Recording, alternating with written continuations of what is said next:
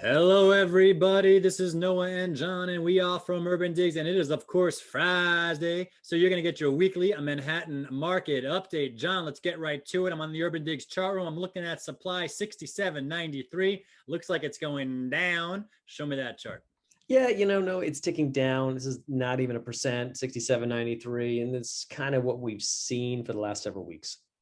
Yeah, there's a seasonal thing going on right now. There's just more stuff going into contract and more stuff going off market than there is coming on the market, and that will pressure inventory down. The market ticker is proving that. So I think this number is going to be pressured for at least another 4, 5, 6 weeks until we get to the next listing season after Labor Day. It is what it is. Until then, let's move on to the measure of demand. UrbanDigs pending sales came in at 53.75. Johnny, show me that chart. Yeah, 53.75. That is, it's interesting. That's almost 2% lower than the week before. And before we started thinking that activity is sort of topped out, we may have seen the top in pending sales, but that's really because I think Acris is still processing that backlog of contract signs. And I think once we get to the weekly numbers, we're going to still see quite an active market. Yeah, and I actually took a look at those raw Acris filings, and they're filing 1,600 units a month. So, I mean, that is a lot. So I'm not so sure that they're on any kind of a delay or anything. I just think that there's a lot of stuff bulked up into pending sales right now that they need to weed through, and it's just going to take time to get there. It's going to take months to get through that inventory. And you're right. It's hard to sustain once you get to this level, and it does look a little toppy. But when you take into account that supply is falling, that's why the market pulse is lingering up at these high levels, and buyers out there may not be seeing any type of seasonal opening or seasonal discount with the slowdown that's going on from the record highs a few months ago. It is what it is. Nothing we can do about it until we get to after Labor Day, Johnny. That's right. Let's take a look at the UrbanDigs dashboard. I'm looking at the weeklies, John. How many things came on the market? 351 things last week. Show me that chart. Yep, 351. That's about 5% more than the week before, which was that week was roughly 4% lower than the week there. So, yeah, the weekly supply is kind of going sideways here, but it's still, honestly, no, this is an active market in terms of supply for the summer.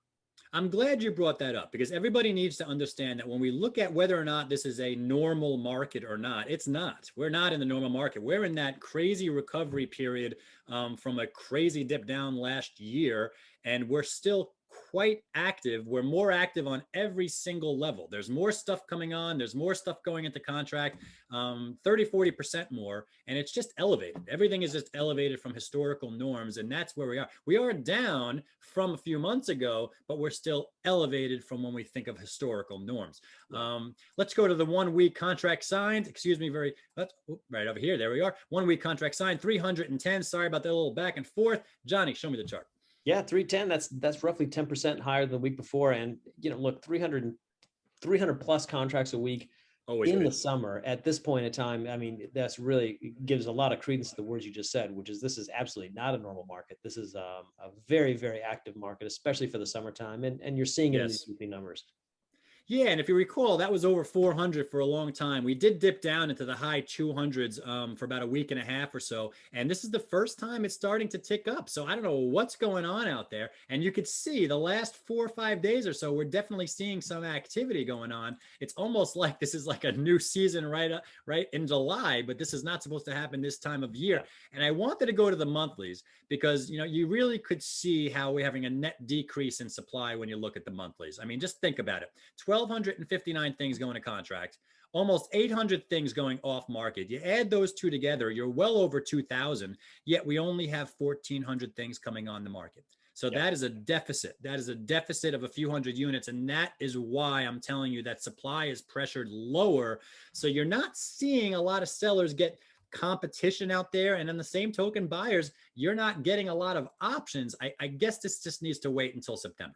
Yeah, I think you're right. I mean, but there's a lot of uncertainty between now and September. I mean, that is true.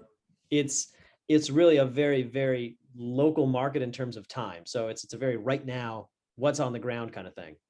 That's true. We'll keep that in mind as we do these reports. John, let's go outside of UrbanDigs and let's take a look at the chart of the day. Will the real days on market please stand up? And what we're looking at here is if you take all those deals that are signed on a monthly basis, right, every single month, what are the days on market? How long did it take to get into contract? And you could see the decline all the way down to the 60s last month, and now we're starting to show a little bit of a bump up. So that is really what the market is telling you, is that we are slowing off of those record urgent crazy levels of a few months ago. But the number right now is 79 days. So that's like what I'm seeing in terms of how long it's taken things to go to contract. It was 69 days last month, and it's ticking up.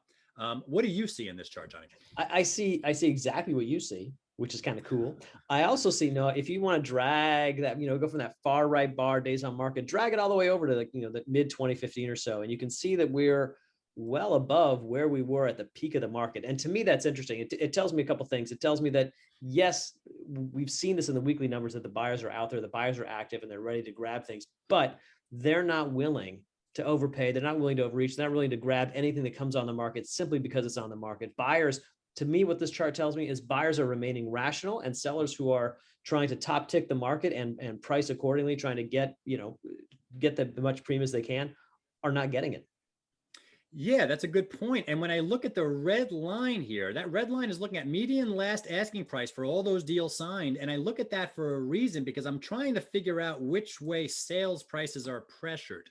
This is kind of what we're thinking about. If the deals being signed are ultimately going to fuel price action down the road in closings, I guess it makes sense to look at these types of statistics. And when I see this going up, that's what makes me think that numbers going forward, price action going forward, is tilted towards the upside. I don't know if it's going to continue quarter after quarter after quarter without a brief respite in between. But I think over the next few quarters, I got to think price action is pressured to the upside as this recovery of deals signed goes through the pipeline.